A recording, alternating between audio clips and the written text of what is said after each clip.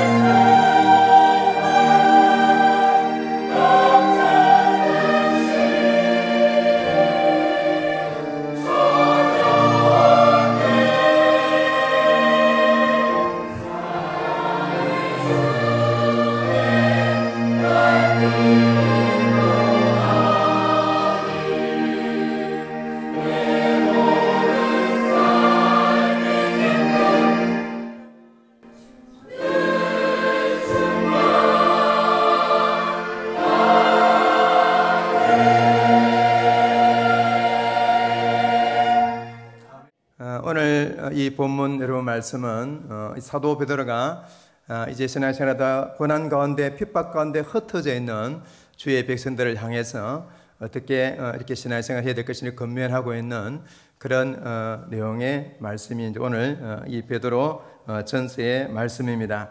필히 흩어져서 고난당하는 그들을 위로하고 격려해 주기 위해서 이 말씀을 기록하고 있고요. 그 가운데 오늘 베드로는 이 거의 끝자락 부분에 하나님이 어떠하신 분인지를 지금 소개해 주고 있습니다. 여러분 중요한 말씀이 오늘 본문 가운데 있습니다.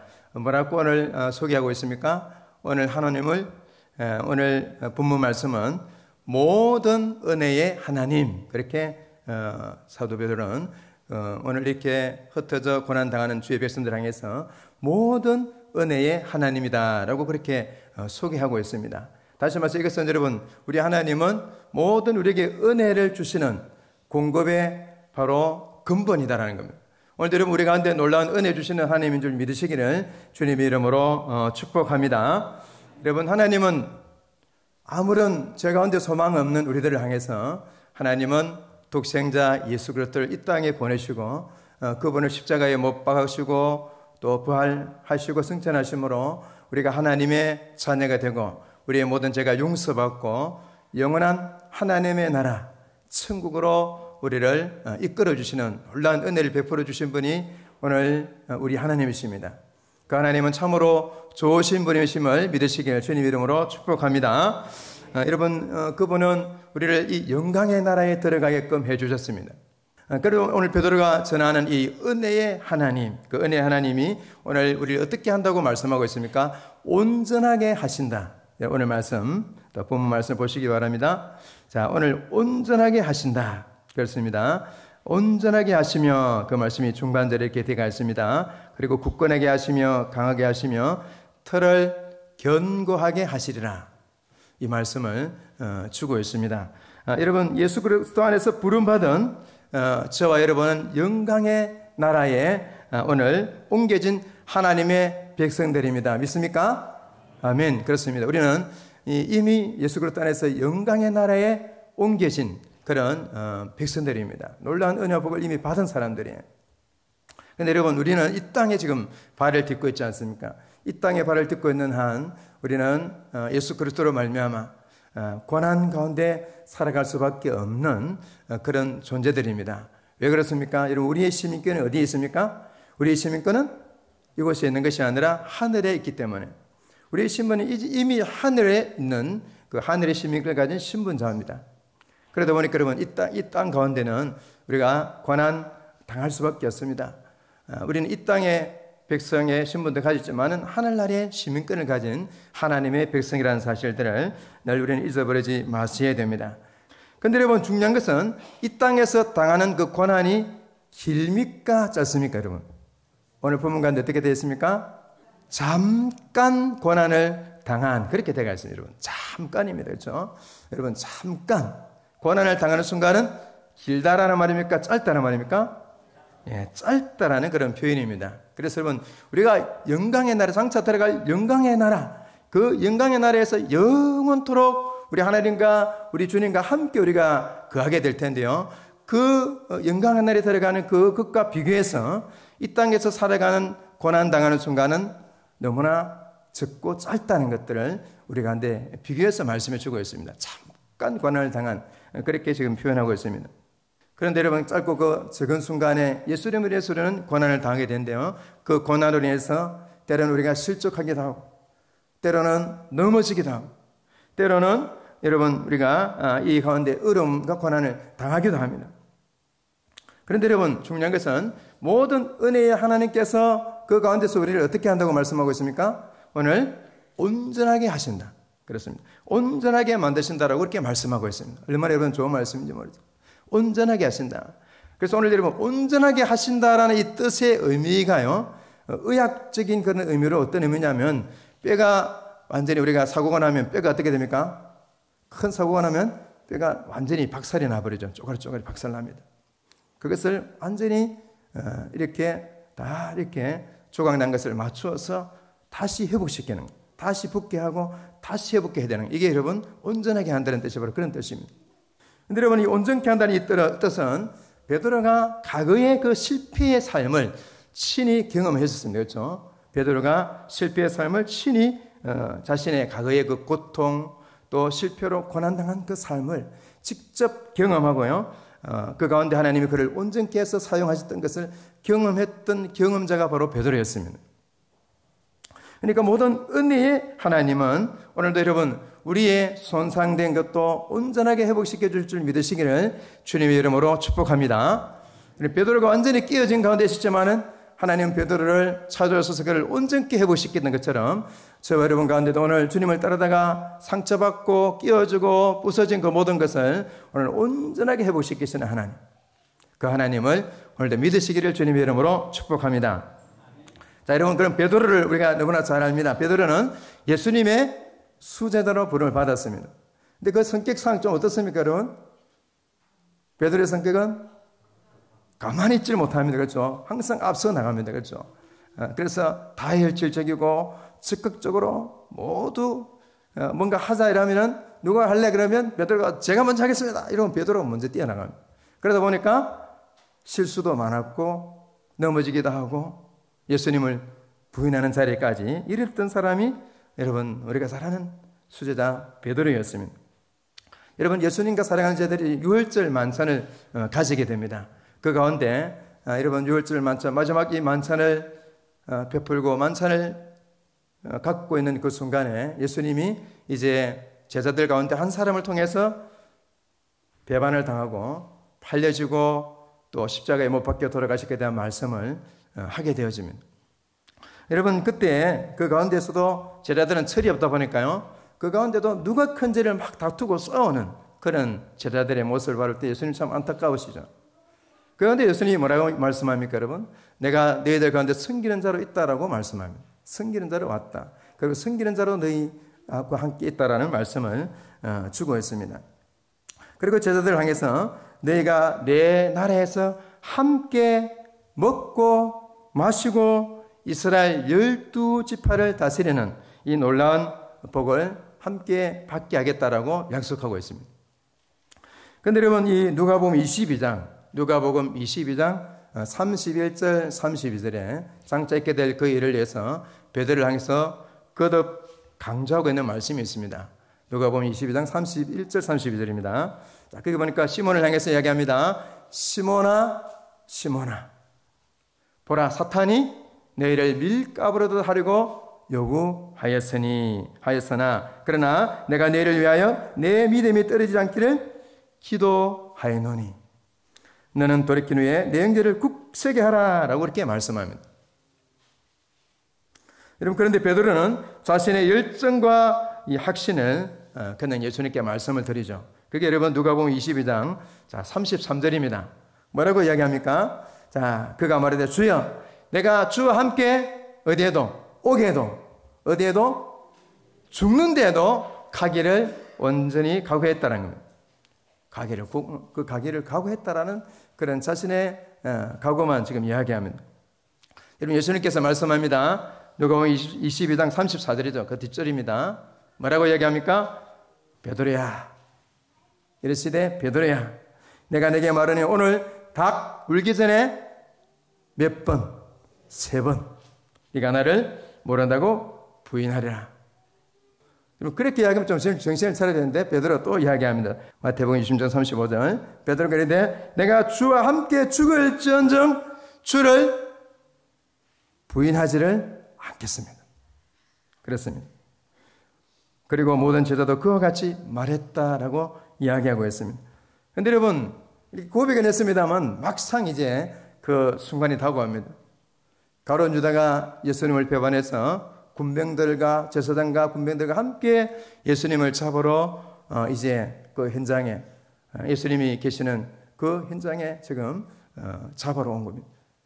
그러니까 여러분, 모두가 다 흩어집니다. 주님을 버리고 다 도망가면, 살 길을 찾아서 다 도망갑니다.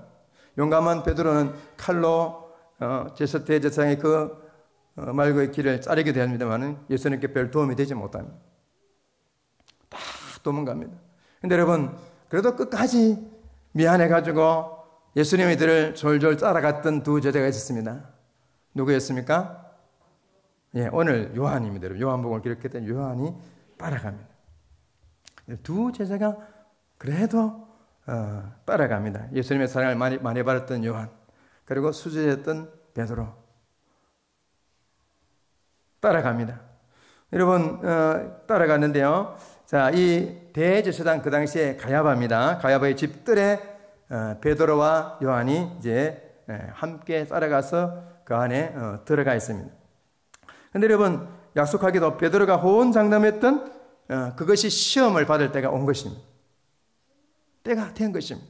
여러분 날씨가 추워서 이제 그 뜰에 저녁 되면 춥습니다. 그렇죠. 날씨가 추워서 불을 지펴놨는데 그곳에 베드로 이제 그게 불을 이렇게 지펴놨으니까 불을 쬐고 있는 그 가운데 베드로도 그 옆에 같이 앉아 있다 보니까 불이 밝으니까 베드로의 얼굴이 드러나니까 베드로의 얼굴을 아는 그 하인과 또 사람들이 있습니다.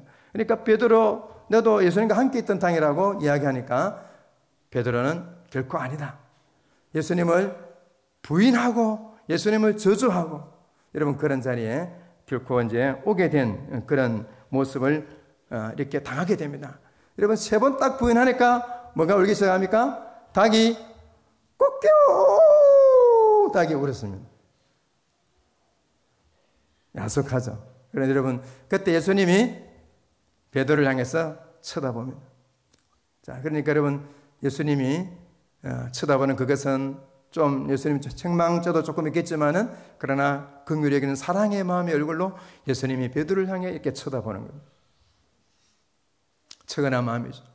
여러분 그러니까 베드로가 너무나 심령에 예수님을 부인했던 약속을 지키지 못한 그것과 아픔과 모든 걸 통해서 통회하고 자복하고 나가서 회개를 하게 됩니다.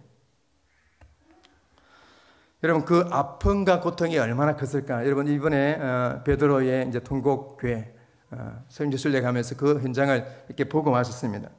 여러분은 베드로에게 얼마나 그것이 큰 짐이 되었을까? 닭이 울 때마다 예수님이 자신을 위해서 책망하는 것 같고 예수님이 자기를 위해서 정말 이렇게 말씀하시는 것 같고 너무나 눌리는 그런 삶들을 살았다는 것을 이렇게 느끼며 왔습니다. 이번에 이제 베드로 통곡교회를 갔는데요. 이 베드로의 통곡교회는 그 당시에 대제사장 가야바의 그 집 뜰에다가 이렇게 여러분 베드로의 통곡교회가 이렇게 기록이 되가 이렇게 지어져 있었습니다. 여러분 이렇게 방송 좀 떼어주십시오. 그래서 그 가운데 이렇게 떼어져 있는데요. 여러분 그 밑에 지하에 감옥이 있습니다. 죄수들을 가두는 그 감옥이 지하에 있는 겁니다. 여러분 그 감옥에 지하에 있는 그 감옥에 이렇게 죄수를 집어넣을 때는 어떻게 집어넣냐니까 여러분 그 이 줄에다가 달아서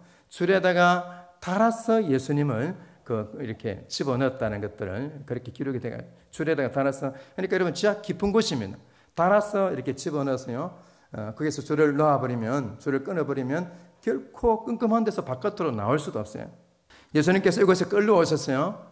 재판 받으시기까지는 캄캄한 감옥 속에 머물러 있어야 했다는 거예요. 그러니까 너무 그 가슴이 이렇게 아려오더라고요. 그래서 여러분 거기에 방명록을 기록하는 곳이 있습니다. 제가 방명록을 이렇게 기록을 했는데 여러분 방명록에 무엇을 쓸 것인가 제가 여러분 다 외국어로 써야 되는데 한글로 제가 썼습니다. 뭐라고 썼을까요, 여러분? 결코 저는 결코 주님을 부인한 삶을 살지 않게 해주십시오. 예수님 사랑합니다. 이런 그 말을 이렇게 기록하고 그렇게 나왔습니다. 그 현장 가운데 정말 예수님을 부인하는 자리, 내 삶 속에 예수님을 부인하는 그런 현장이 없는가? 이 부끄러움들 모습들을 우리가 바라보며 이렇게 나오게 되었습니다. 여러분 베드로의 이 아픔은 계속해서 갑니다. 그래서 여러분 요한복음 21장에 보면 베드로는 이제 디베랴, 그렇죠? 갈릴리 호수입니다. 갈릴리 호수에 물고기를 잡기 위해서 그 갈릴리 호수에 가게 되는데 사랑하는 제자들도 또 함께 따라가는 제자들이 따라갑니다. 여러분 밤새 물고기를 잡았는데 물고기 한 마리도 없습니다. 그 현장에 누가 오십니까? 누가 찾아오십니까?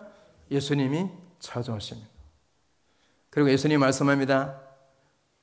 너에게 고기가 있느냐? 고기를 잡았느냐라고 주님이 말씀합니다. 요한복음 21장 5절입니다. 너에게 고기가 있느냐? 대답하되 없습니다. 그러니까 예수님이 배 오른편에 그물을 내려라. 그물을 던져라고 이야기합니다. 여러분 그 말대로 배 오른편에 그물을 던지니까 그물이 무거워서 건질 수 없을 정도로 많은 물고기가 잡혔는데요. 나중에 건져내 보니까 그 물고기 숫자가 몇 마리입니까, 여러분? 우리가 잘 아는?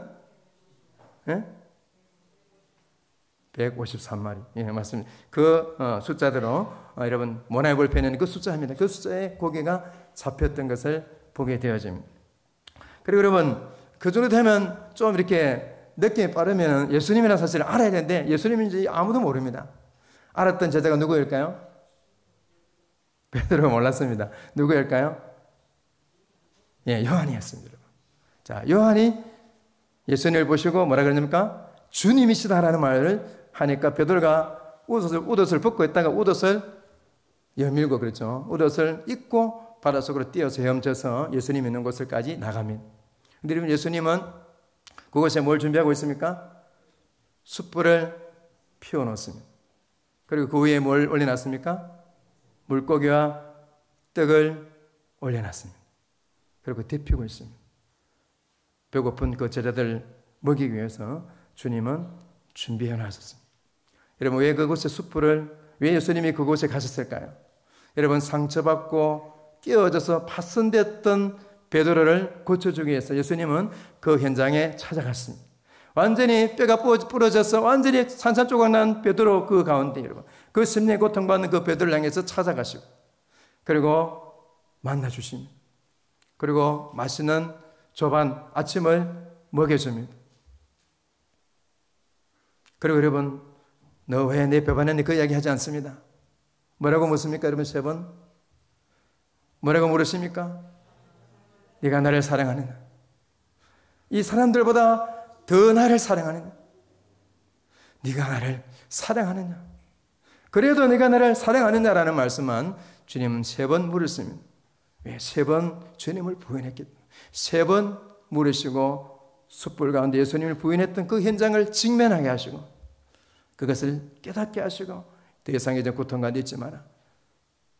네가 나를 사랑하면 됐다. 그래도 네가 나를 사랑하느냐라는 말을 물어봤던 것이 그 가운데서 네가 나를 사랑하느냐를 주님은 이제 체크하시는 겁니다. 그리고 내 양을 치라. 그렇죠 여러분.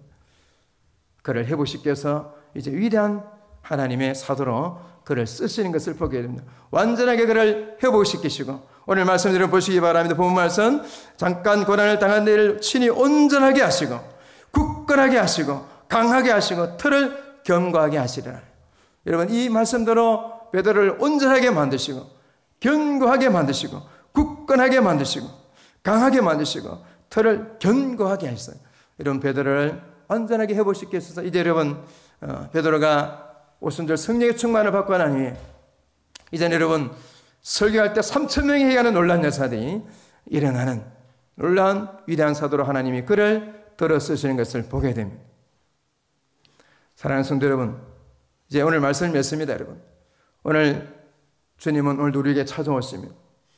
우리가 실수하고 넘어지고 끼어지고 부서지고 주님을 모른다고 부인하고 여러분 그 현장 그 가운데 있었던 것을 주님은 왜 그랬냐고 묻지 않습니다.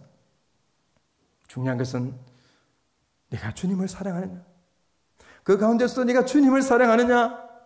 그 가운데서 네가 주님을 사랑하느냐라고 주님은 묻습니다. 그리고 우리를 회복시키십니다.